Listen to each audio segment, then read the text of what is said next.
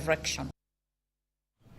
Migao mar obila orwako e pacho kae kweth mokuongo mag obila ma pacho kae mabende ne otere piny Haiti dweche 18 mokalo. Obila go ne oter e pinyno ni chenro mar kelo kwe e pinyno. Kalure kod migao mar obila go osebedo katiyo tich makare e pinyno.